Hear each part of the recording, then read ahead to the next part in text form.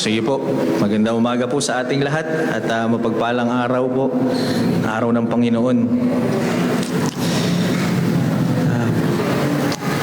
If the world was ending, I'd wanna be next to you. If the party was over and our time on earth was through, I'd wanna hold you just for a while and die with a smile.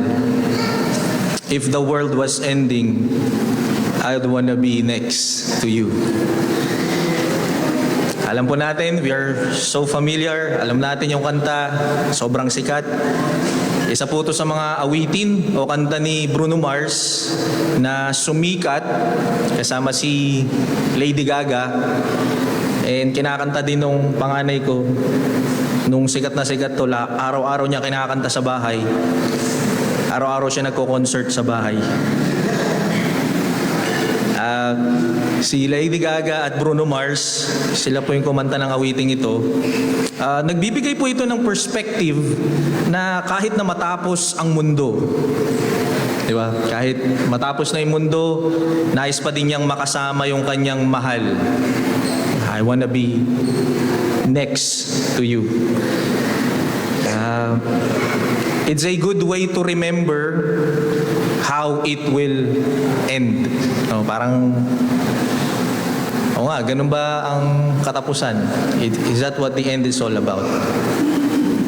Ngunit we have to understand, gaano man kaganda ang awitin na yan, ay hindi ito akma sa katotohanan ng salita ng Diyos. People nowadays are afraid of knowing the truth, but instead accept what is the lie about life, about this world, and about end of everything.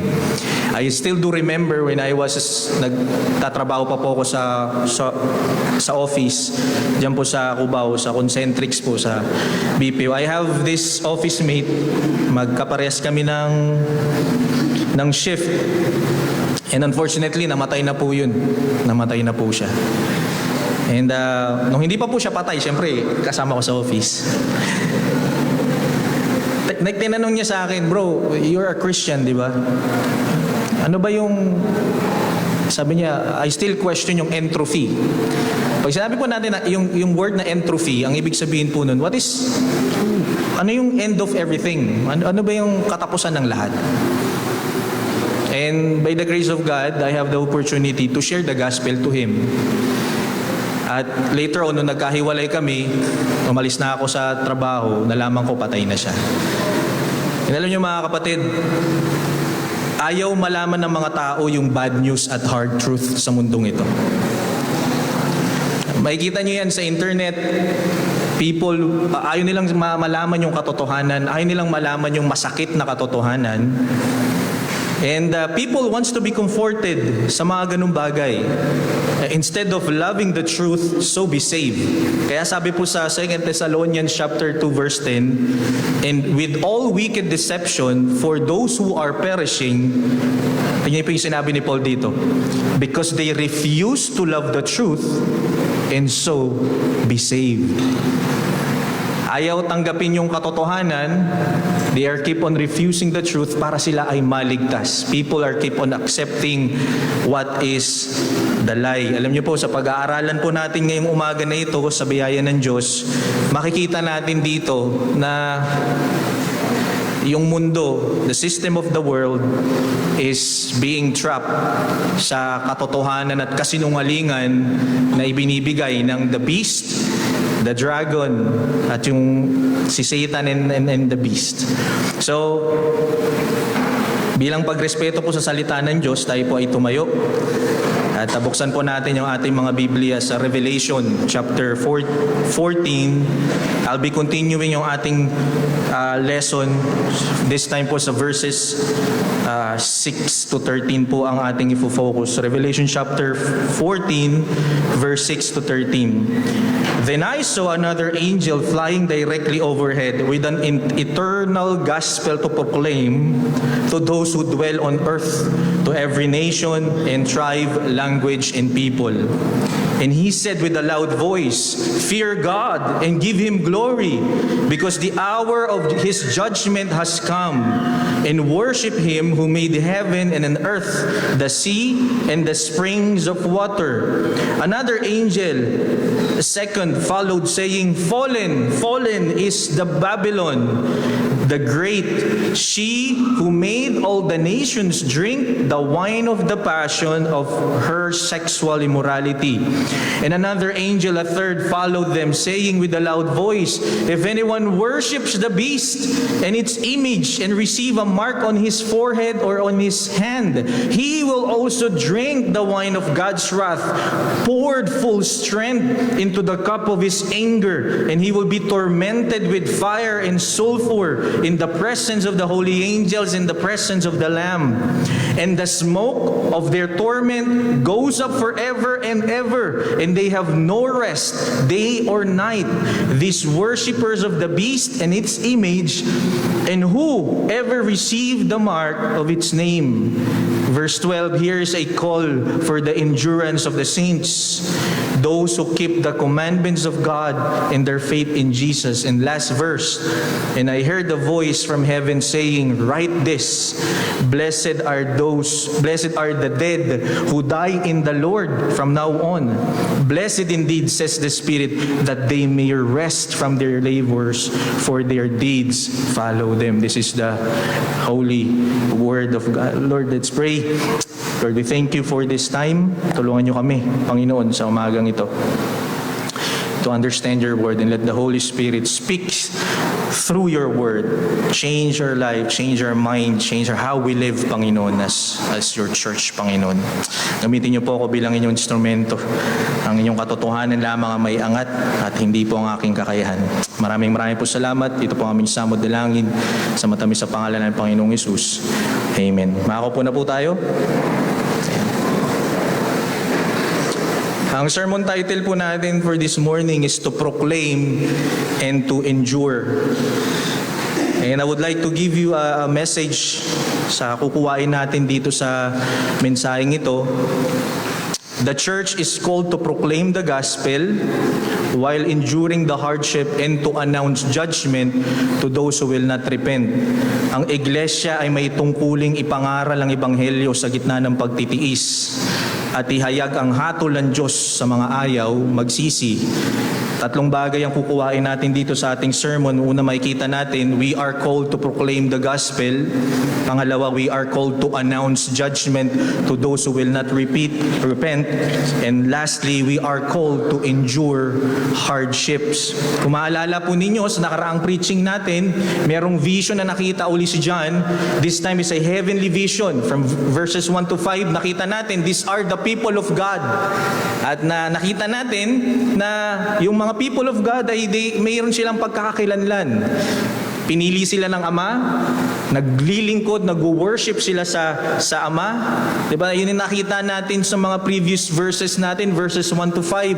Nakita yung 144,000 na ito are worshiping the Lamb. At nakita natin sa verse 1 na even though sa chapter 12 and 13, may kontrabida, mga nanggugulo. Ang dragon, si Satan, gustong patayin yung male child noon pa man. Yun ang plano ni Satanas, patayin na si Jesus Christ. Hindi niya magawa. Hindi siya nagtagumpay.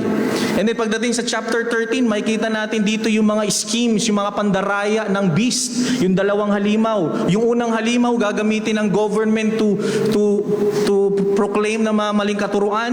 Yung pangalawang beast, magtuturo ng mga false teaching, yung mga maling katuruan.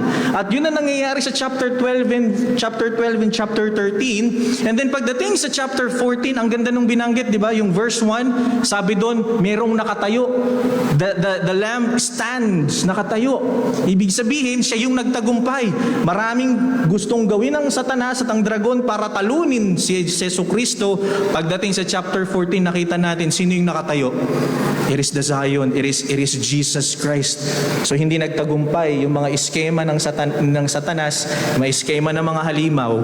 At makikita natin dito kung sino yung kasamang magtatagumpay ni Jesus Christ. Nabasa natin yan sa verses 1 to 5. At yun po yung may mga mark, di ba? Yung may mga marka sa pangalan ng Ama, sa kanilang mga noo at sa kanilang mga forehead. Ibig sabihin po mga kapatid, ang kasama na magtatagumpay ni Jesucristo ay yung mga pinili niya at namatay si Kristo para sa kanila. Those are the sheep. Not all the world, but only the sheep. Yung mga tupa ng Panginoon. Ngayon mga kapatid, makikita natin dito sa ating pag-aaral, bumalik po si John sa kanyang vision sa earth. No? Ano nga ba yung magiging kalalagayan? Throughout the ages, ano ang gagawin ng church? Anong gagawin ng mga mananampalataya? Ano ang dapat na mandato ng isang Kristiyano, ng isang iglesia sa mundo natin ngayon? Ano yung dapat nating ginagawa bilang isang iglesia, bilang isang church? At yan po yung makikita natin ngayon sa remaining verses natin, sa focus ng chapter, sa verses natin ng 6 to 13. Siguro nagtataka po kayo, bakit ko ginamit yung word na church? Wala naman nakalagay na church doon sa verses na binasa natin. We have to understand na the word angel there, hindi po siya literal. Hindi po ba? From chapter 1 hanggang this very chapter, tinatalakay na po natin yung angel dyan ay hindi literal. Ang ibig sabihin po ng angel on the other term ay messenger. And I believe mga kapatid, sino yung mga messengers ng Panginoon ngayon? The church. Tayo po as a church, we are called to be a messengers of God. Kaya I use the word in the angel, ginamit ko yung word na church. At yan po yung makikita natin ngayon.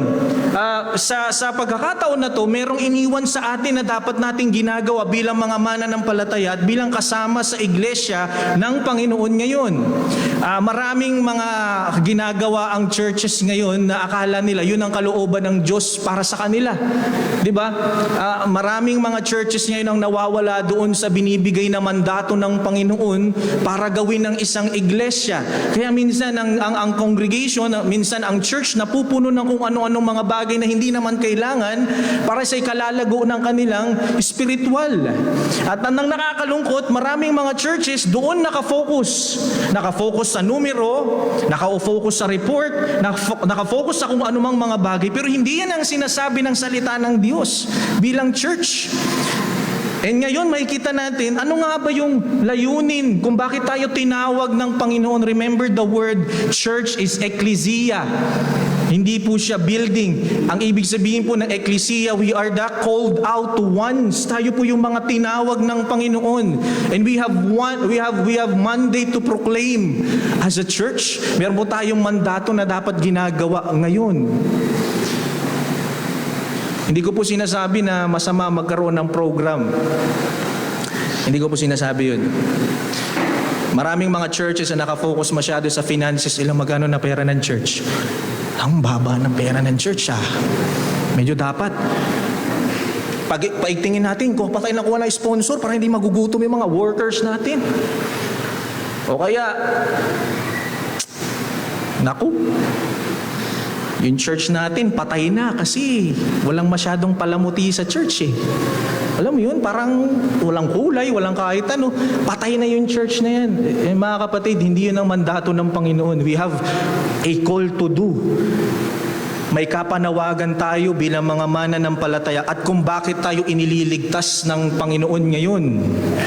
Hindi ka nabubuhay para sa iyong sarili. Ikaw ay tinawag sa iglesia at ang iglesia ay tinawag ng Diyos na mayroong commands na dapat nating sundin bilang isang mga mananampalataya. And yan po ang titignan natin ngayong umaga na ito. Kita niyo po yung verse 6 and 7. May kita po natin dyan. Ang sabi, "Then I saw another angel flying directly overhead." Isipin nyo kung gawin yung literal yan, ibig sabihin, merong angel talagang literal na makikita nyo na lilipad. Flying overhead Ibig sabihin ng flying overhead, sky, sa sky. Makikita nyo siyang lumilipad. And unfortunately, may ganong klaseng description. May ibang position na ganito ang kanilang interpretation. O, kita nyo? Church kasi na-rapture na eh. Verses 1 to 5, na-rapture na yung church. So, yung mga naiwan, may makikitang angel. Magpipreach sa kanila. Kasi yung verses 1 to 5, na-rapture na yung church eh. Church yan eh. Tama? Yung 144,000, church yan. So, may maiiwan. Yung mga maiiwan, makakakita ng angel na lumilipad sa ere. Tapos sila yun yung magpo-proclaim ng gospel. No, mga kapatid, again, it's a symbolical way. The messenger is the church. At anong sabi niya dyan, mga kapatid? Ang sabi, then I saw another angel flying overhead. Ito yung unang point natin, yung unang bagay na makikita natin dito. With an eternal gospel to proclaim.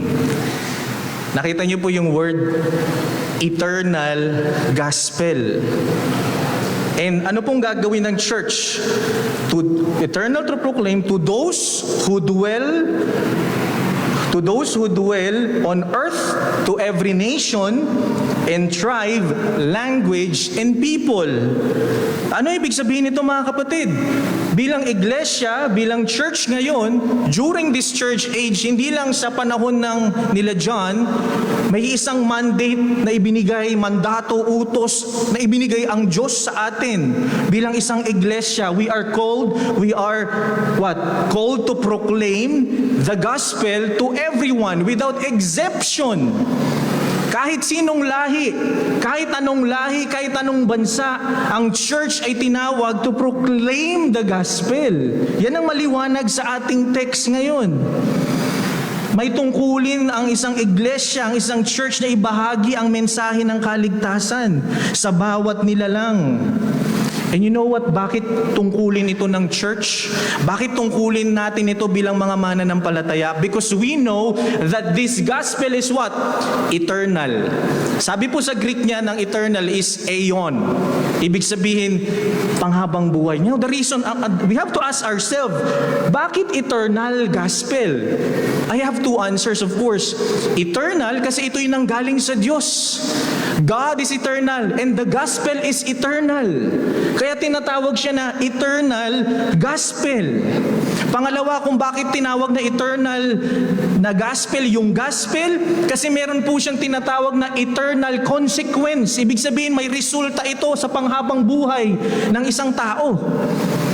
So ang epekto ng ebanghelyo ay hindi lamang ngayon, may epekto din siya sa future. May epekto din siya eternally. Kaya sinabi ng Bible, kaya sinabi ng salita ng Panginoon, this is eternal gospel. Mga kapatid, kung ikaw ay isang Christian, may epekto sa iyo yung ebanghelyo ngayon. Kung ikay mananampalataya, ang gospel ang mag-shape sa buhay mo ngayon, hindi in the future. Kung ikay mananampalataya, ngayon pa lamang hinuhulma ka na ng ebanghelyo. Ang ebanghelyo ang nagiging dahilan kung bakit ka nabubuhay ngayon bilang isang Kristiyano. So meron siyang effect eternally. So if you are a Christian, ang gospel ang magsishape sa ating buhay ngayon at sa hinaharap. Dahil, bakit anong dahilan? Dahil pinapaalalahanan tayo nito ng ating kalunos-lunos na kalagayan, bihag ng kasalanan, ngunit sa biyaya ng Diyos, tayo ay napatawad at tinuring na matuwid sa pamamagitan ng pananampalataya natin kay Jesus. Isipin niyo, mga kapatid, kung ikaw ay Christian, pero hindi mo nauunawaan yung gospel, paano ka nabubuhay ngayon? Malaki ang epekto sa isang Kristiyano kapag ang isang tao, ang isang Kristiyano ay napapaalalahanan ng ebanghelyo. Bakit? Tingnan po yung sinabi ni Paul sa 1 Timothy chapter 1 verse 15. Sabi niya, here is a trustworthy saying that deserves full acceptance. Yung sinabi niya, Christ Jesus came into the world to save sinners. Anong sinabi ni Paul? Of whom I am the worst. NIV version po yung ginamit ko. Yung worst, I am the worst. Ako yung pinakamalala. You see mga kapatid, kaya siya eternal gospel kasi if you are a Christian right now, the only way for you para marisolba yung kayabangan ng iyong puso, hindi ka pupunta doon sa mga medical expert. Para marisolba yung kayabangan, yung prideful heart mo ngayon, alam mo ang sagot, it is the gospel. Gusto mo marisolba yung pagiging airhead mo na tao? You think that you know everything? You think that you're much better sa iba? Dapat mong nauunawaan ng Ebanghelyo. Why? Tingnan yung sinabi ni Paul. Napunta dito si Jesus Christ, iligtas sa mga makasalanan. Hindi siya nagturo. Yung katabi ko yung pinakamakasalanan. Yung mga dati kong mga forefathers ko yung pinakamakasalanan eh. Ang sabi ni Pablo, I am the worst. And you know what?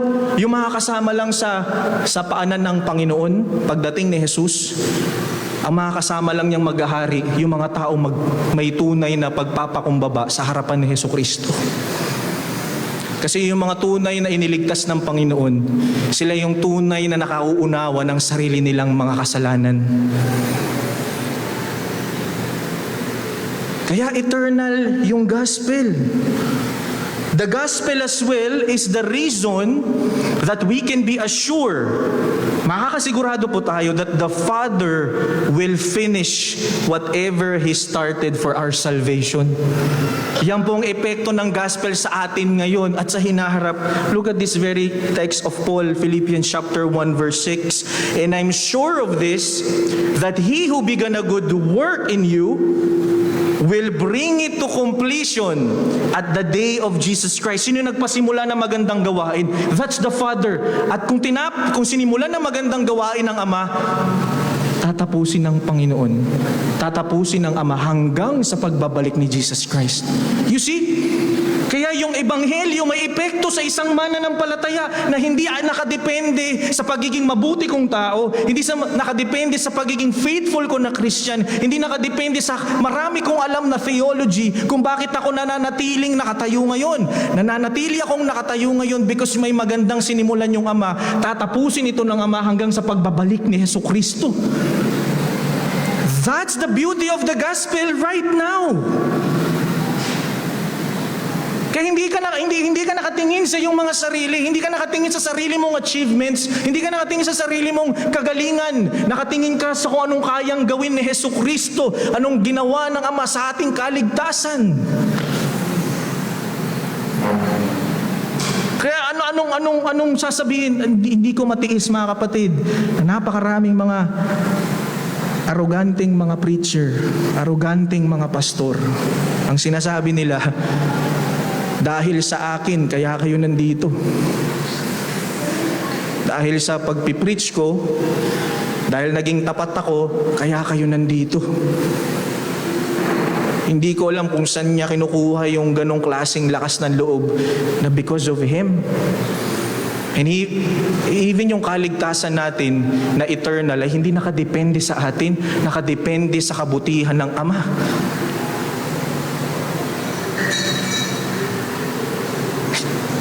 Yun ang reality kung bakit siya eternal. The gospel is the reason kung bakit ang mga Christian ay may banal na pagkatakot sa Diyos. Di po ba? At yan ang dahilan kung bakit nais natin siyang purihin. Nakita niyo po yung verse natin? Tingnan niyo po yung message ng angel, ng church. Ang sabi doon sa verse 6, proclaim the gospel everyone. In verse 7, ang sabi, fear God and give Him glory. Alam niyo po, may yung tunay na nakaunawa ng Ebanghelyo, ito yung may mga tunay na may takot sa Diyos, tunay na may respeto sa Panginoon, tunay na nais papurihan ng Diyos. Bakit mga kapatid? Kasi naunawaan natin ang Ebanghelyo, hindi lang siya nagbibigay ng kaligtasan, nagpapakita rin ito ng kabanalan ng Diyos. Yung Ebanghelyo pinapakita, yung mensahe ng kaligtasan, pinakikita na mayroong banal na Diyos na galit sa kasalanan, ngunit dahil mahal niya ang kanyang mga anak, namatay si Kristo, isang banal na Diyos na tao para sa sakripisyo ng kanyang kasalanan ng kanyang mga anak. Makikita ng isang tunay na Kristyano, ganun ka ba na lang, Panginoon? Kaya hindi mo makikita yung worthy ng gospel sa iyong sarili. Ang worthy ng gospel na sa katotohanan ng Diyos, kung sino ang Diyos, kung ano siya. Siya ay banal, banal, banal na Diyos at tayo ay hindi. Yun ang pinahahayag ng Ebanghelyo. Yun ang pinahayag na kailangan nating maligtas. Yun ang pinahayag kung bakit ang tao ngayon ay nakakatakot na kalagayan dahil banal ang Diyos. Kung bakit ang taong wala sa Panginoon ay nasa nakakatakot na kalagayan niya dahil banal ang Diyos. At yun ang biyaya na meron ka ngayon bilang isang Kristiyano. Dahil nung kinilala mo si Kristo, nakita mo na banal ang Diyos, nanampalataya ka kay Kristo. Kaya ang naging resulta, meron ka ng paggalang, meron ka ng fear, meron ka ng reverence sa Diyos na ito. Kaya nasasabi ng isang Kristiyano, di ba? Ayokong magkasala. Bakit? Hindi dahil natatakot ka sa consequence ng kasalanan. Ang tunay na Kristiyano, hindi niya sasabihin na ayokong magkasala kasi yung consequence eh. Hindi, ang sasabihin ng isang Kristiyano, natatakot ako magkasala kasi banal ang Diyos. Natatakot ako magkasala kasi ayaw ko na nasasaktan ng Diyos sa aking pamumuhay na hindi tama. Yan ang kaisipan ng isang Kristiyano. Kaya merong fear. Kaya yun ang sinabi ng angel dito. Hindi hiwalay yung gospel sa sinasabi ng verse 7. Fear God and give Him glory. Tingnan niyo po yung sinabi doon ng church. Because the hour of His judgment has come. Yes, mga kapatid. Alam niyo po, ang church ay tinawag na i-proclaim ang gospel. Yet, tandaan po natin, ang gospel din po ang magbibigay husga, judgment sa mga taong ayaw manampalataya kay Kristo.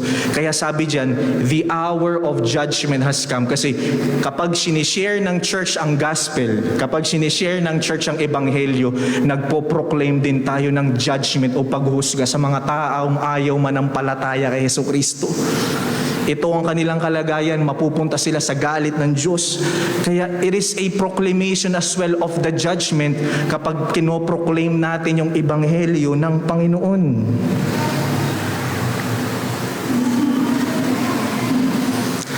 Kaya mga kapatid, mahalagang paalala ito sa atin kung bakit eternal ang gospel. Kung ikaw ay may asawa, di po ba kapag may pag-aaway, hindi mo titingnan yung sinabi ni Dr. Phil. Di ba? Si Dr. Phil, magaling siya mag-advise eh. If you are a Christian na may sigalot sa pag-aasawa, may pag-aaway kayo bilang mag-asawa, ang titingnan po natin yung ebanghelyo, yung gospel. The gospel is the common denominator of sinful being. Kaya kapag nag-aaway tayo bilang mag-asawa, hindi mo sasabihin, tingnan mo yung nagawa ko sa'yo. Di ba? Tingnan mo, ginawa ko, ito ginawa ko. If you're a Christian, hindi mo sasabihin yung nagawa mo. Ang sasabihin mo bilang mag-asawa, tingnan natin yung ebanghelyo. Tingnan natin ano ba yung ginawa ni Kristo sa krus ng Kalbaryo sa atin bilang mag-asawa. If you are a Christian and a student, may epekto rin sa'yo yung, mag-shape din sa'yo yung gospel. Why? Kapag ikaw estudyante na Kristiyano, alam mo, na you're supposed to be the light in your offices. You're supposed to be the salt and light in your school. Kasi doon ka tinawag ng Panginoon. Ang gospel din na mag-shape sa mga taong nalulungkot. Kasi nakikita nila, merong isang Jesucristo na namatay para sa aking mga kasalanan. Kaya gusto kong bigyan tayo ng paalala sa atin mga kapatid as we are taking the Lord's Supper today. As we are going to take the Lord's Supper as a means of grace, this is not only to remember what Jesus Christ did. Kasi baka yun lang yung natin naaalala. But alam niyo po yung purpose kung bakit may elements ng bread at may elements ng wine? It is for us to see and hold it with our hands. See it with our eyes, taste it with our lips, the elements of the truth of the gospel. Kaya napaka-importante niyan mga kapatid. Kung papansinin po nyo dito sa verse 7 ang nakalagay, and he said with a loud voice. Sa Greek po, dyan po yung kinuha yung megaphone. Yung loud voice po dyan po kinuha yung word na megaphone. Alam niyo mga kapatid, bilang isang church, we are the megaphones of God. Tayo po yung megaphone ng Diyos. Ang tanong, ano ba yung sinisigaw ng church? Are we proclaiming the gospel o are we proclaiming na maganda yung church namin? Maganda yung program ng church namin? Maganda yung ganitong ginagawa ng church namin? No, mga kapatid, as a church, we are called to be a megaphone for the Lord. We are to proclaim the gospel. Isigaw, sabihin, yung ebanghelyo, yan ang layunin ng mga mananampalataya. Kaya as you can see here, sabi ni Richard Baxter, and this is the review, nakita ko din siya sa Facebook ko, nag-memories. Sabi ni Richard Baxter, "Oh, that Christians would learn to live with one eye on Christ crucified and the other on His coming."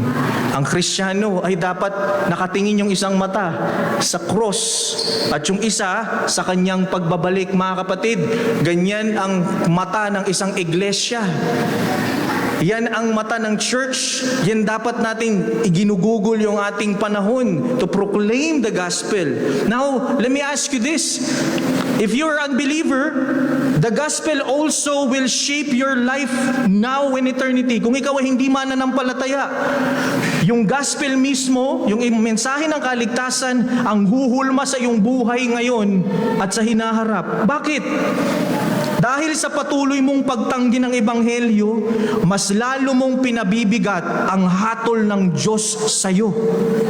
Gusto kong ulitin if you're unbeliever right now, wala kang pagkakilala kay Kristo bilang Panginoon na tagapagligtas, ang ebanghelyo ang maghuhulma sa iyong buhay ngayon. Kasi kung patuloy mong tinatanggihan ng ebanghelyo, mas lalo mong pinabibigat ang hatol ng Diyos sa iyo. Kaya tingnan niyo po yung sinabi, yung verse natin dyan. Ang sabi dyan, worship Him, worship Him who made heaven and earth, the sea and the springs of water. Unbeliever, kinakausap kita ngayon kung hindi ka pa nananampalataya kay Kristo. Sinasabi ko sa iyo na ipinahayag na ng Diyos ang kanyang sarili sa kanyang paglikha ng mundong ito. Hindi ka nabubuhay para sa iyong sarili. Ang lumikha ng mundo, ang lumikha ng world is God. At nasa ilalim ka ng husga ng Panginoon ngayon. Kung patuloy mong tinatanggihan na walang Diyos, na walang ebanghelyo, hindi totoo si Kristo, pinahahayag na sa iyo na merong manlilikha pero patuloy mo siyang tinatanggi. Hindi ka nagwo-worship sa Kanya, mga kapatid. Unbeliever, kung ikaw ay unbeliever, yan ang huhulma sa buhay mo ngayon at sa hinaharap.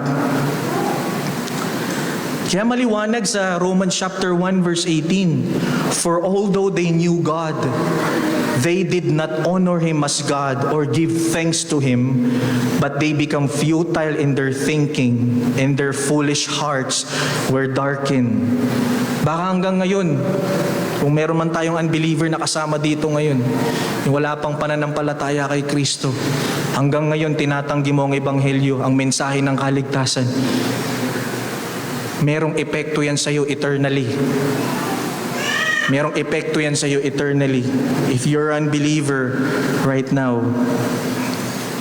ang pagtuloy na pagliban, pagtanggi sa inaalok ng mensahe ng kaligtasan ni Jesus at sa kanyang mga salita ay higit na nakakatakot na kalagayan na haharapin ng isang tao habang buhay. Kaya kung ikaw may ganito kang salita, wala akong panahon riyan.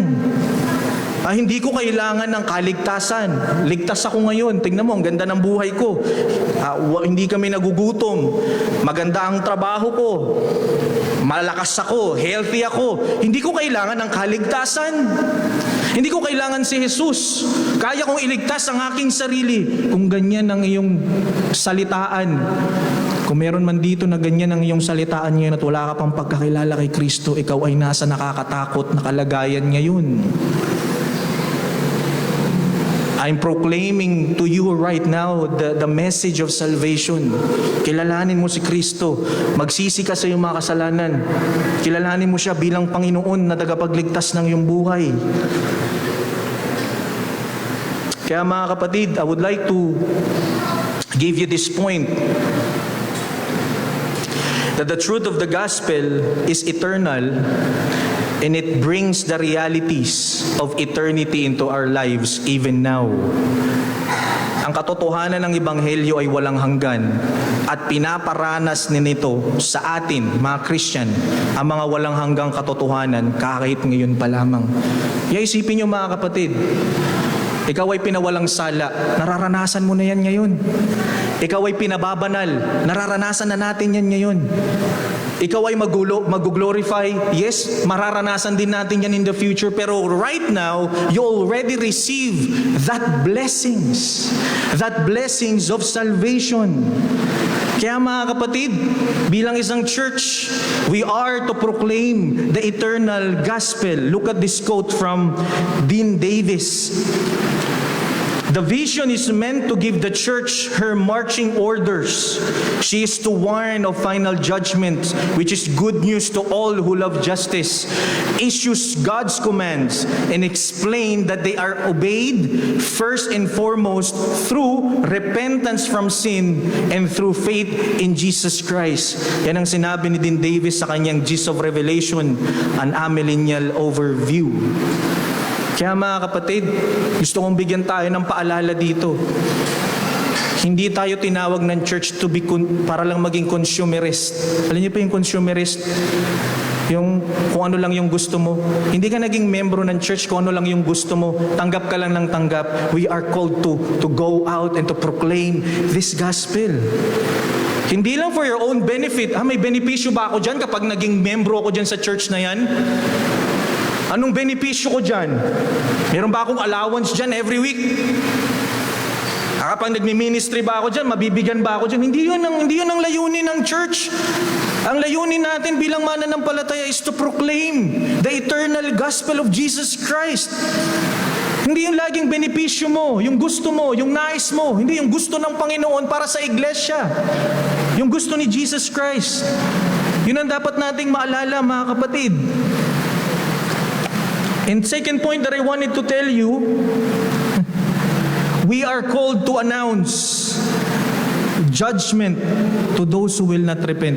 Alam niyo mga kapatid, alam ko po very sensitive to in a way. Gusto ko pong maging maingat. Alam ko po may mga nagkandamatay na mga kamag-anak natin, maaaring mahal nyo sa buhay, na namatay.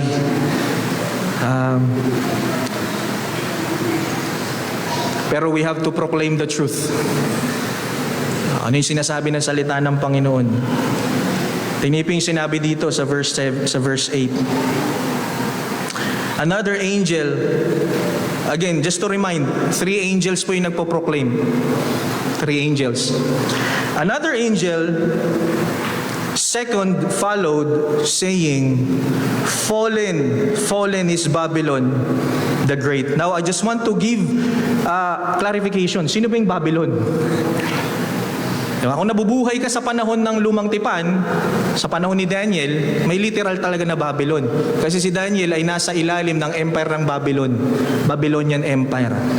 At ang Babylonian Empire ay mga sumasambayan sa mga Diyos-Diyosan. They have the authority sa Israel.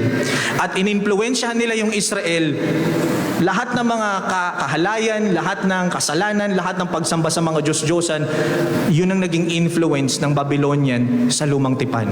And if you are in the New Testament, ikaw yung recipient, ikaw yung unang tumatanggap ng preaching ni John, ang sasabihin mo na Babylonian, yung Roman Empire. Kasi nung panahon na to, ang Roman Empire, yung pinakamalupit na empire. Alam na natin yan, di ba na nakaraan, mga series of preaching natin, ang Roman Empire, pinipersecute yung mga Christians. Ang Roman Empire, ang ginagawa niya, talagang ini-enforce yung belief na dapat purihin si Caesar. Sambahin nyo, walang ibang Diyos kundi si Caesar. Walang ibang Diyos kundi si Nero. Walang ibang Diyos kundi si Domitian. Kaya yung mga Christians, hindi sila nagsasubmit. Kasi alam nila na ang tunay na Diyos at ang tunay na tagapagligtas si Jesucristo. Kaya nga po, again, just to give you a review, yun ang ibig sabihin yung mark of the beast. Kasi yung mark of the beast, these are the worshippers of King Domitian, King Nero, King Caesar. Nagsasubmit sila sa katotohanan ni Caesar. Kaya yung mga Christians that time, kung hindi ka sumasamba kay Domitian, hindi ka sumasamba kay Nero, hindi ka sumasamba kay Caesar, wala kang mark of the beast, magsasuffer ka, wala kang pagkain, limited ang food sa'yo, magugutom ka. Di ba yun ang sabi nun? Microchip. Kapag wala ka daw microchip, di ka makakabili, hindi ka makakapunta. Bakit? Kasi that time, kung hindi mo sinasamba si Caesar, walang pagkain. Wala kang trabaho. Mamamatay ka sa gutom. Yun ang ibig sabihin ng mark of the beast that time. Kaya, ang Babylonian dito mga kapatid, I think, in my position, natapos na yung Roman Empire. And I'd be providing 2 quotes from theologians na position ko din, na naniniwala ako. Na ang Babylonian Empire, this is the system of the world today. This is the system of the world right now. Yung sistema ng magulong mundo ngayon. Yan ang Babylonian Empire. Look at this word by Joel Beakey sa kanyang Revelation, the Lectio Continua. For Babylon is the world. Kita nyo? With all its suggestive and seductive powers. Si Joel Beakey, ang sabi niya, yung Babylonian, hindi yan specific. Hindi Roman Empire, hindi lang yan sa panahon ng Lumang Tipan. Ang Babylonian ngayon is the system of the world. Yung sistema ng mundo ngayon. Kaya remember, di ba? Naging preaching natin to sa 1 John, and I believe ako rin yung nag-preach noon sa 1 John chapter 2 verse 15 to 17. Ang sabi ni John doon, huwag niyong ibigin ang sanlibutan o ang mga bagay na nasa sanlibutan. Ang umiibig sa sanlibutan ay hindi umiibig sa Ama. Ang lahat ng nasa sanlibutan, ang masasamang nasa ng laman, ang nasa ng mga mata at mga pagmamalaki sa mundong ito ay hindi nagmumula sa Ama kundi sa sanlibutan. Sino yung sinabi ni John dito? Mawawala ang sanlibutan at ang lahat ng kinahuhumalingan nito. Ngunit ang sumusunod sa kalooban ng Diyos ay mabubuhay magpakailanman. Kaya mga kapatid, walang problema sa mundo. Hindi masama yung physical world. Ang masama, yung sistema ng mundo. Yung pride of life. The people will measure you because of what you achieve in this world. Hindi ba nakakalungkot din sa church? Ganun din. Hindi kita papakinggan. Ano bang natapos mo? Graduate ka ba ng ganito? Ano bang narating mo sa buhay? Mayaman ka ba? Wala ka nga may pagmamalaki tapos sasabihan mo ako ng ganyan. That's the system of the world. And nakakalungkot pati yung church, pinapasok yung ganung klaseng kaisipan. We are ready to maliitin ang kapatiran sa Panginoon dahil sa mga bagay-bagay na hindi niya naabot sa buhay. And that's the system of the world. That's the pride of life. Para hindi ako nakakahiya. Kapag nag-meet kami, hindi ako nakakahiya kasi meron akong narating sa buhay. Mga kapatid, hindi ko po sinasabi na masama yung mga bagay na to. Pero that's not your identity as a Christian. Hindi tayo tinawag para dyan. Primarily, hindi yan yung mainly na pagkatawag sa atin bilang mga Kristiyano. Handa mong maliitin ang kapatiran mo sa Panginoon because of what you can do. That's pride of life. And yun ang binibigay ng mundo ngayon, di ba? Tingnan mo yung sistema ng mundo ngayon. Kapag workaholic ka, nasabi ko ito sa Bible study, kapag workaholic ka, hindi ka nagpapahinga, yes, napakagaling mo, napakasipag mo kasi workaholic ka eh. Hindi ka nagpapahinga. Yan ang binibigay ng mundo. Di ba? Pride of life kapag hindi ka na nagpapahinga. 24/7, wala kang pahinga sa pagtatrabaho, wala kang pahinga sa pag-aaral. Ang sasabihin sa'yo ng mundo, good job ka. I tell you this, it's wrong. Why? Even in creation, mga kapatid, God rested on the 7th day. Ang creation nilikha ng Panginoon na may pahinga. Pero ang mundo, ang sistema ng mundo, kapag hindi ka nagpapahinga, kapag nagkandakuba ka na sa pagtatrabaho, binabati ka pa, napakasipag mo, kahit wala kang pahinga. That's the pride of life. Hindi ganyan ang pagkakalikha sa atin bilang mga tao. Hindi ganyan ang creation mandate sa atin ng Panginoon. You are not created to die working. You are created to rest in the Lord. We are created to rest in His presence this very moment. And yet the world is telling, the system of the world is telling you, approve yan. Walang problema dyan. Sige lang, mamatay ka sa trabaho. Okay lang yan. Mamatay ka sa pag-aaral, magsunog ka hanggang mamatay ka, masunog na yung kilay mo sa kaaral, wala ka ng time sa iba, walag ka na magpahinga. I think it's wrong. I'm saying this lovingly, mga kapatid. I'm not saying this out of insecurity, but I'm pleading you na huwag kayong magpapadala sa Babylonian Empire ngayon. That's the Babylonian Empire. That's the Babylonian Empire na sinasabi sa iyo bilang isang Kristiyano. Na malalaman mo lang yung worth mo kapag marami ka nang nagawa sa buhay. That's the Babylonian Empire.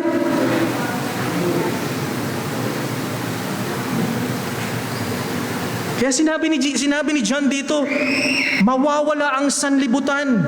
Yung masamang nasa ng laman. Pornography is very rampant. Even the pastors, nakakalungkot, di ba, yung Newsboys, yung vocalist ng Newsboys, si Michael Tate.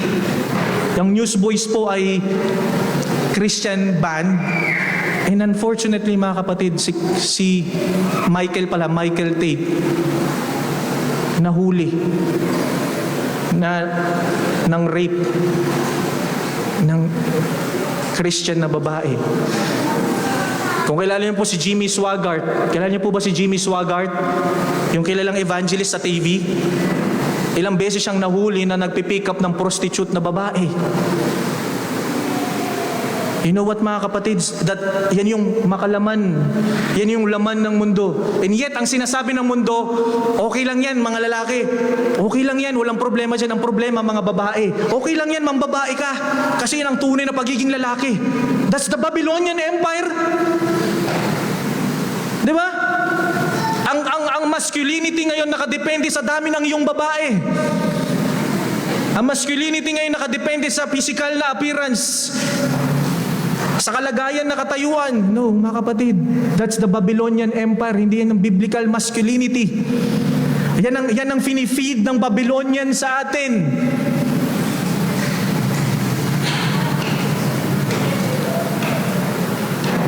Kaya tandaan nyo, mga kapatid, mawawala yung sanlibutan na yan. Kaya tingnan niyo po yung sinabi dong word. Anong sabi? Fallen. Nakita niyo po yung word? Hindi kanta po ni ni Jano Gibbs. Painisin niyo Jano Gibbs, I think I'm fallen.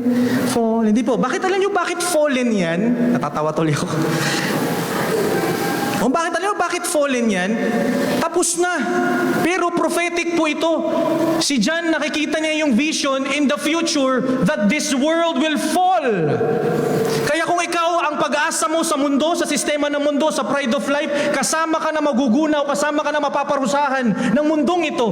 Kaya sinabi ni John, fallen is the Babylon. Ganyan ang mangyayari sa mga taong umaasa sa mundo, umaasa sa lahat ng kakayahan na namang meron sa mundo ngayon. Mawawasak. Kaya look at this. Sabi ni Dennis Johnson sa kanyang commentary on Revelation, The Triumph of the Lamb. Although her identity will be disclosed in that later version, yung Babylonian, the well-known role of Nebuchadnezzar's Babylon in the exile of ancient Judah would signal to first century Christian that Babylon, yun ang kaisipan ng mga first century Christian, would signal to first Christian that Babylon is the code for pagan power now oppressing them, Rome, yun ang kaisipan ng mga Christian that time sa first century Christian, ang kanilang Babylon yung Rome. Pero ang sabi niya, and the world system it embodies. Kaya I would argue, based on my own position and this commentary, I believe that the Babylon is the system of the world. Kaya mga kapatid, the role of the church now is to announce the downfall of the worldly system. Yan ang role ng church, to proclaim, to shout na masisira yung mundo, masisira yung sistema ng mundo. Hindi tayo tinawag para makiayon sa takbo ng mundong ito. Hindi tayo tinawag na mga Christian to be like the system of the world. Hindi tayo tinawag doon. Tayo ay tinatawag na magbigay ng hudyat na ang sistema ng mundong ito ay bumagsak na. Ibig sabihin, dapat ang sabihin natin sa mga unbeliever, lahat ng ginagawa niyong pag-asa, lahat na nakikita niyo sa sistema ng mundo na yan, will soon be fade, mauubos, mawawala, mamamatay ka, mawawala ka sa mundong ito at haharap ka sa Diyos. Yan ang magiging resulta ng sistema ng mundo.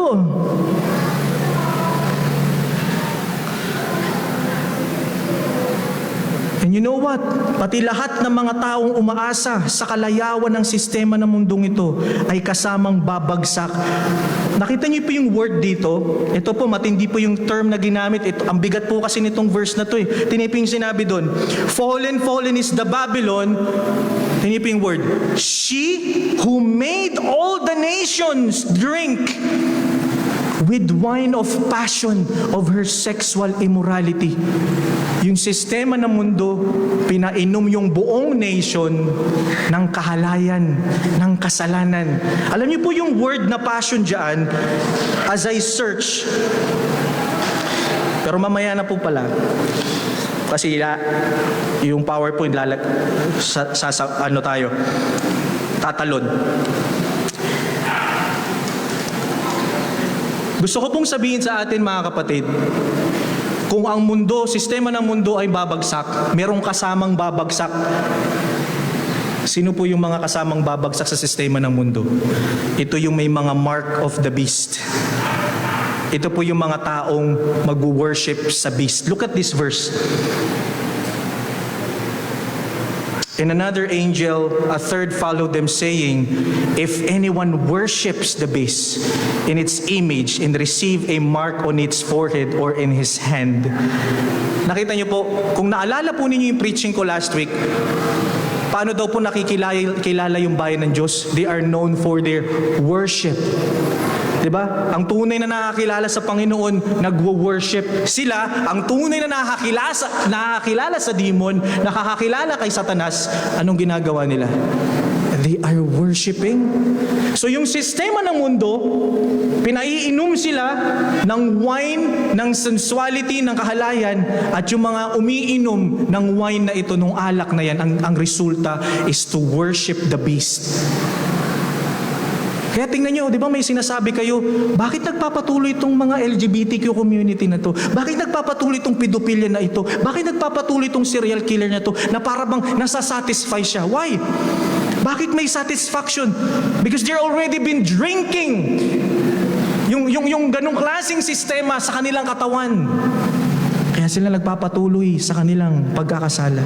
And you know what mga kapatid? Hindi, dalawang beses po sinabi yung word na worship dyan. Napakamatindi. Tiniping sinabi ng worship, meron din po sinabi doon sa verse 2 times. Sa verse 9, worship, and the smoke, these worshipers of the beast and its image. Napaka-importante yan. Bakit po sinabi mark on his forehead or in his hand? Ang meaning po kasi, kapag may tatak ka sa utak, may tatak ka dito, ibig sabihin yung kaisipan mo, yung kaisipan ng mga sumasamba kay Satanas, infiltrated yung mind. Kaya may mark on the forehead kasi yung kanilang isip, wala silang ibang iniisip kundi their passion, their lustful thoughts, their lustful lifestyle. Yung sinful lifestyle ang umiiral sa kanilang isipan. And ito po matindi mga kapatid, hindi lang nasa isip, in their hands. Ibig sabihin, mind and yung action nila, ginagawa din nila, hindi lang nasa isip. Yung mark of the beast, they are also doing it. Kaya nakalagay sa mga hands. Yun ang difference ng isang Christian na may mark sa forehead at sa hand. Bakit? If you are a Christian, your life, your mind has been changed and you want to be used by God. You want to use your hands and feet for the glory of the Lord. If you are marked with the beast, your mind and your heart, you want it to be used by Satan. Gusto mo magpagamit sa mga kasalanan ng mundo. Kaya nakalagay dyan, may mark of the beast on foreheads and his hand. At alam niyo mga kapatid, the word passion, nakita niyo po yung word dyan, she made all nations drink. Ano ba yung pinaiinom ng sistema ng mundo sa atin, maliban sa pride of life? Tiniping sinabi ni Paul sa 2 Timothy chapter 3 verse 1 to 5. Dapat mong malaman na sa mga huling araw ay magkakaroon ng mga kahirapan. Ang mga tao ay magiging makasarili, sakim sa salapi, palalo, mapagmataas, mapagsamantala, suwail sa magulang, walang utang na loob at lapastangan sa Diyos. Sila ay magiging malupit, walang habag, mapanirang puri, marahas, mapusok, at namumuhi sa mabuti. Sila ay magiging taksil, pabaya, mayabang, mahilig sa kalayawan, at walang pag-ibig sa Diyos. Sila ay mapagkunwaring maka-Diyos, ngunit hindi naman nakikita ang kapangyarihan nito sa kanilang pamumuhay. Nakita niyo? Ang sabi, iwasan mo ang mga ganyang uri ng mga tao. Do you want to know the system of the world? That's the system of the world right now. And the very Greek word of wine of the passion there, yung passion word, alam niyo po, nagulat ako, ang meaning po pala niyan is thomos, which means wrath. So ibig sabihin, yung pinaiinom ng sistema ng mundo na ito, yung sinabi kanina na passion, he made all the wine of the passion. Ibig sabihin, yung iniinom ng mundo ngayon, ang resulta is anger, wrath, which is connected po doon sa following verse natin. Ito po ang nakakatakot mga kapatid. Hindi po ako nagsabi nito kundi ang salita ng Panginoon. Tiniping sinabi dyan. And another angel, a third, followed them, saying with a loud voice, if anyone worship the beast and its image and receive a mark on his forehead or in his hand, look at this verse 10. Ito po yung mabigat, no? Ito po yung mabigat na gusto kong sabihin sa atin. He also will drink the wine of God's wrath, poured out full strength into the cup of His anger. Alam niyo mga kapatid, yung ibubuhos daw, just to give an illustration, di ba pag nag-iinuman, kunyari, inuman, minsan, para hindi masyadong matapang yung alak, baka tubig, diluted, ibig sabihin. Bro, pa yung tubig, pre. Ang tapang nung gin bulag eh. Tubig. Baka tubig, di ba? Haluan mo ng tubig, inumin mo para hindi masyadong matapang. Pero alam nyo dito, yung wine na ibubuhos ng Diyos, yung galit na ibubuhos ng Diyos sa kasalanan ng tao, walang halo. Walang halong kahit ano. This is the full force of His anger, of His wrath. Pasensya na po, tumataas yung boses ko. Why? Sabi kasi loud voice eh. Pero this is nakakatakot mga kapatid. Lahat ng wala sa Diyos, lahat ng wala kay Kristo, sasaluhin niya yung 100% galit ng Diyos sa kasalanan.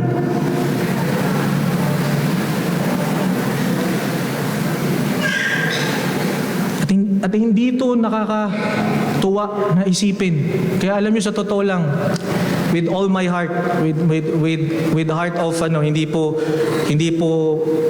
pagmamayabang o hindi po pangmamata. Kung may namatayan po tayo mga may namatayan po sa atin, no? 'Di ba nakalagay rest in peace?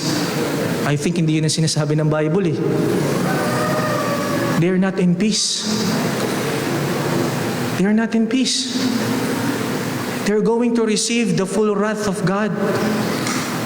They're not in peace. Wala sila sa presensya ng Diyos.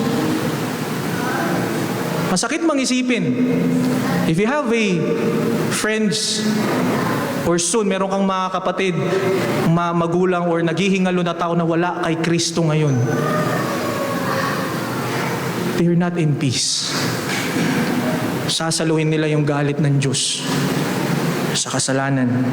Alam mo, I can still remember, this is the very first time na nung ako'y naging mananampalataya, and Brother Paul Washer, used by God para maunawaan ko yung gospel.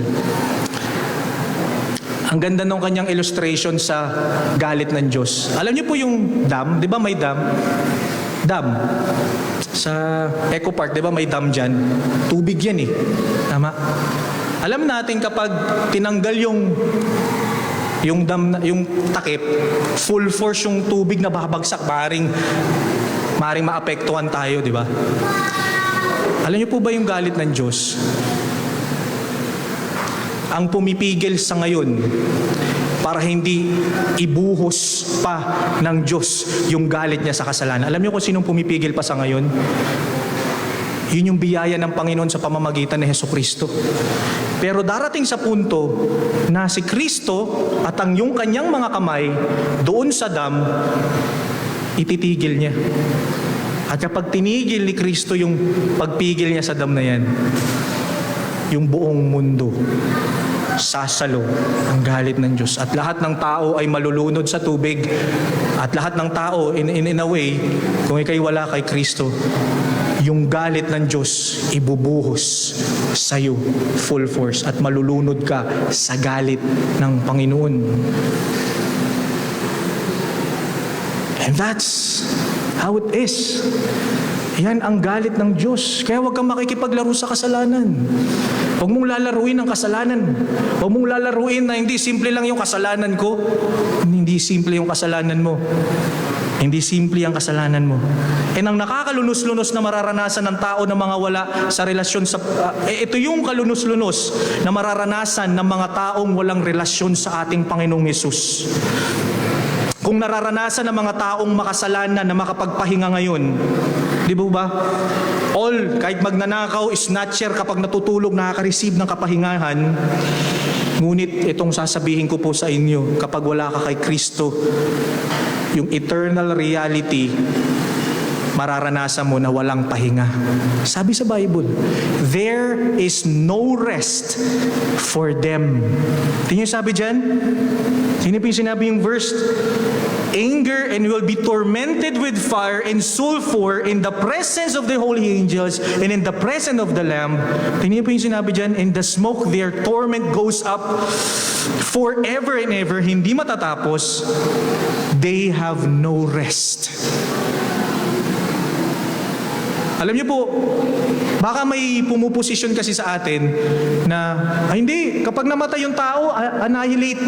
Kapag namatay, annihilatism. Ibig sabihin, ang hirap. Basta ang sabi, yung position na yan, kapag namatay yung tao, napunta sa impyerno, may chance na magsisis siya.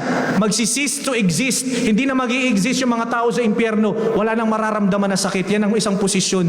Annihilatism. At darating sa punto daw na yung impyerno mawawala din. Kasi na-serve na ng mga tao yung kanilang punishment. Kaya matatapos yung impyerno mawawala. May ganung posisyon. I think hindi yun ang sinasabi ng salita ng Panginoon.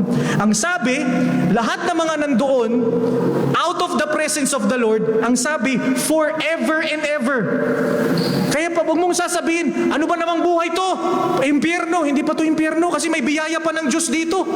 Nararanasan mo pa yung kabutihan ng Diyos sa mundong ito.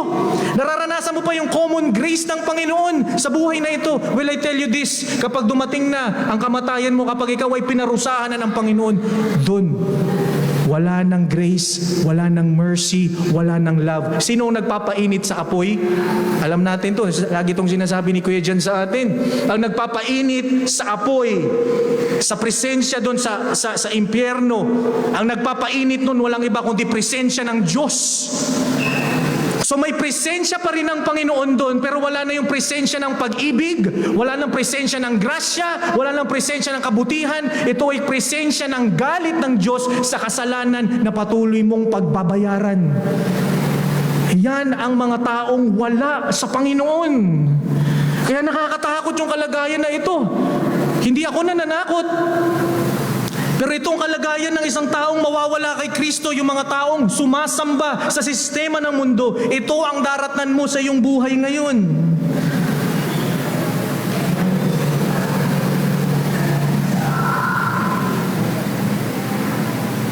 If you can imagine that, di ba, ang hirap ng walang pahinga?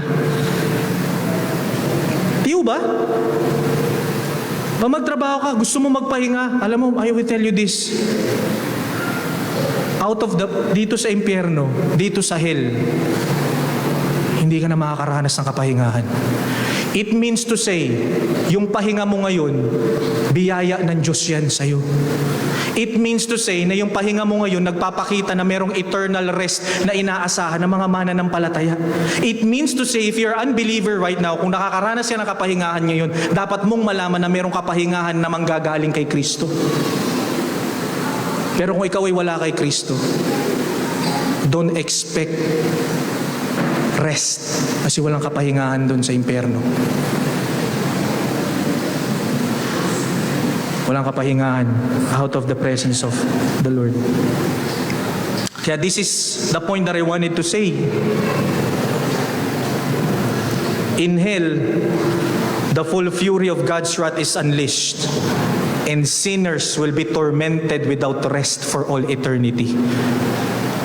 Sa impyerno, lubos na ibubuhos ang matinding puot ng Diyos, at ang mga makasalanan ay pahihirapan ng walang pahinga magpakailanman. Isipin nyo, hindi lang yan for a time, hindi lang yan 10 years, hindi 20 years, hindi 50 years, forever. Forever na walang pahinga, forever na sasaluhin mo yung galit ng Diyos sa kasalanan. Eternity. Eternity. Anong gustong sabihin sa atin dito ngayon bilang mga Kristiyano? This is the last point. Pasensya na po, nag-extend ako ng konti. We are called to endure hardship. Yes, ang hindi pagkompromiso sa pananampalataya, mahirap. Sabihing ikaw ay Kristiyano sa sistema ng mundo, you will be persecuted, you will be hated, mawawalan ka ng kaibigan, mahirap. Pero gusto kong sabihin sa iyo, this is just for a time. Yung kahirapan ng Kristiyano ngayon is just for a time. Hindi yan panghabang buhay. Kaya tiniping sinabi dun sa verse 12, here is the call for endurance of the saints. Nung sinabi nung pangalawang angel, sinabi natin na ito yung mangyayari. Ang sinabi nung angel, sinabi sa Word of God, endure, magtiis. Alam niyo mga kapatid, ang pagtitiis nakakapag-create yan ng discipline. Lahat ng bagay. Kung gusto mong lumakas, it takes time. Sa karate, gusto mo gumaling? Gusto mo maging katulad ni Anderson Silva? Hindi lang naman yan isang araw eh. Training nga ako isang araw. Pagsapakan na ako kasi alam ko, sali ako UFC.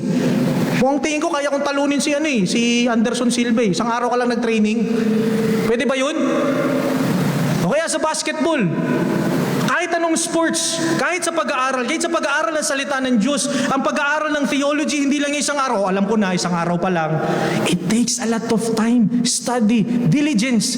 Ganun din sa buhay ng Kristiyano ngayon. It takes a lot of discipline. Kung gusto natin makatayo sa eskema ni Satanas, it takes a lot of discipline to endure hardships. Hindi yan isang baragan. Hindi yan isang click. Na ikaw agad, matured Christian ka na. Hindi isang click. Alam niyo kung bakit nandito pa tayo ngayon? Bakit nga hindi na lang tayo, Lord, kuhain mo na lang kami? Di ba? Nung naligtas ka, kinilala mo si Kristo, Lord, kuhain mo na ako. Bakit hindi ka kinuha ng Panginoon niya yun? Bakit nandito ka pa ngayon, nakakilala ka kay Kristo ngayon? Kasi may tinuturo sa ating disiplina ang Panginoon. And this is to endure hardships. Right?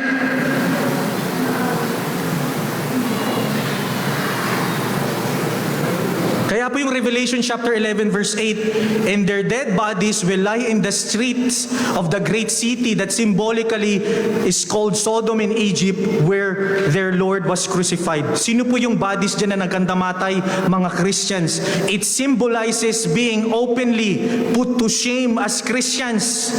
Kaya di ba yung kung napapanood ninyo, may mga minsan yung pinatay, hinahayaan lang sa highway, pagpapahiya po yun sa pinatay.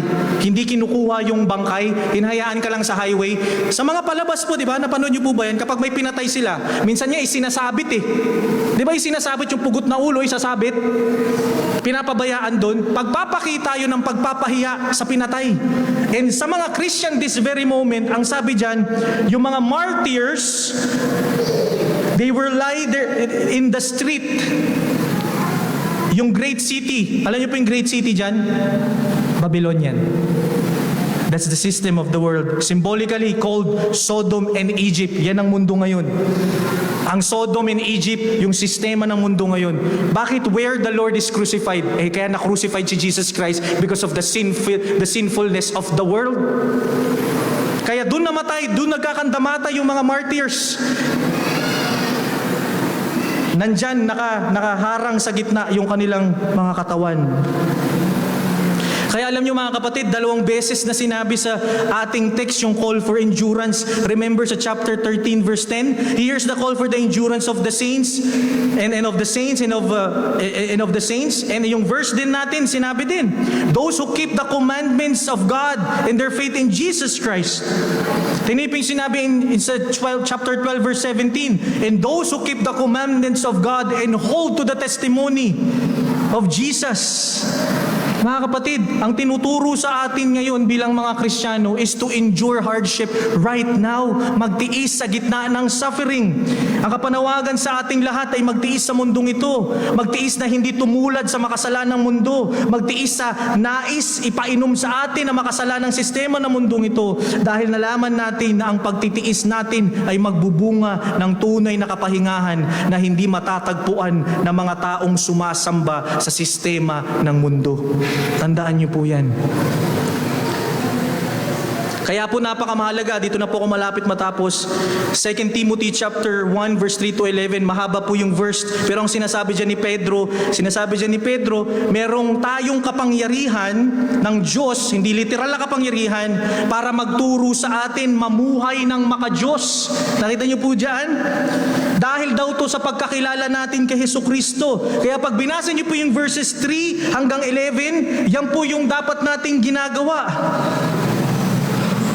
Kaya sabi ni Pedro, dahil dito, sikapin yung idagdag sa inyong pananampalataya ang kabutihan. Sa inyong kabutihan, kaalaman. Sa inyong kaalaman, ang pagpipigil sa sarili. Sa inyong pagpipigil sa sarili, ang katatagan. Sa inyong katatagan, ang pagiging maka-Diyos. Ang inyong pagiging maka-Diyos, ang pagmamalasakit sa kapatid. At sa inyong pagmamalasakit, pag-ibig.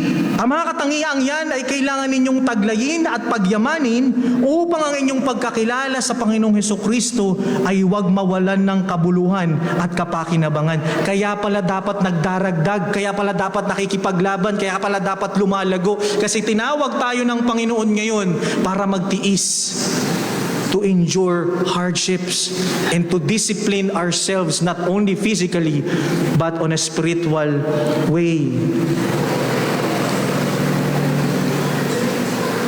The world is telling us to worship Satan and the beast. It lures us to become impatient, not to be contented, to gain everything for you to be happy.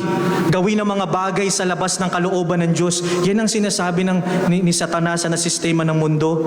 Kaya sinabi ni Jesucristo sa Matthew 24 verse 13, but the one who endures to the end will be saved. As a faithful Christian, we must give our allegiance only to our Lord Jesus Christ. Darating sa punto na tayo ay manghihina at manglulupaypay sa paglakad sa mundong ito, makakaranas ng pagkabigo at kalungkutan. Ngunit dapat nating tandaan na hindi ito panghabang buhay. Kaya tinipin sinabi sa verse 13,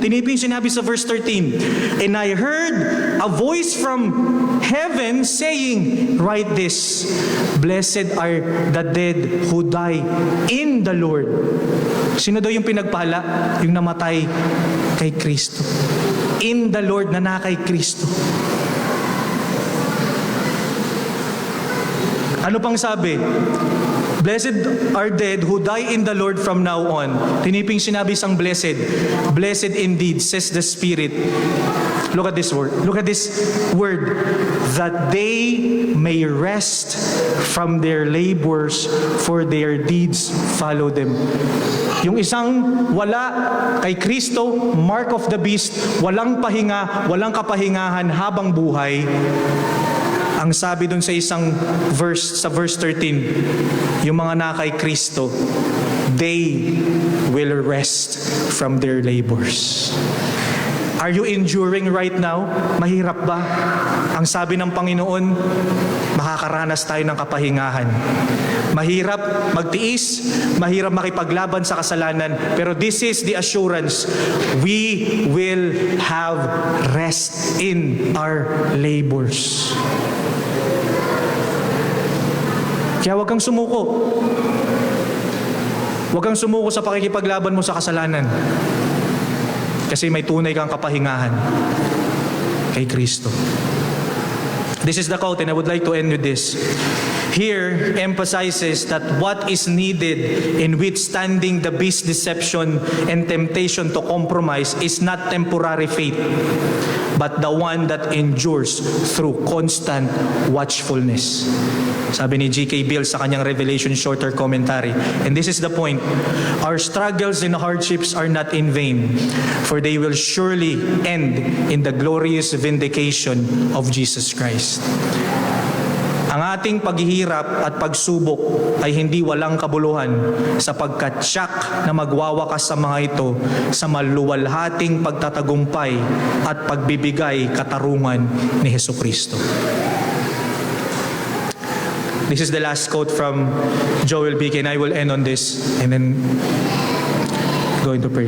If you love the gospel, you should feel a tremendous sense of responsibility to do whatever you can, be it through prayer, evangelizing others, or giving sacrificially to your church, so that the gospel may be spread around the globe and that all nations of this world will hear about Christ.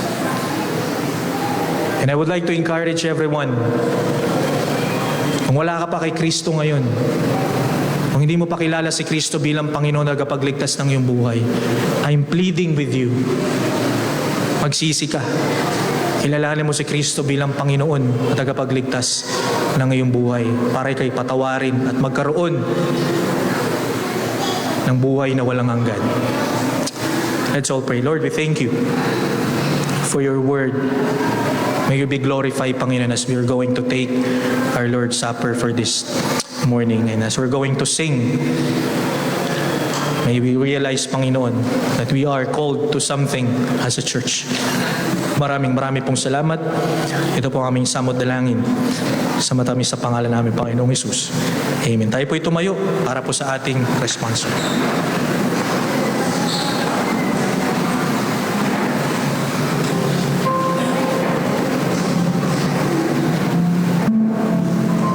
Let's sing.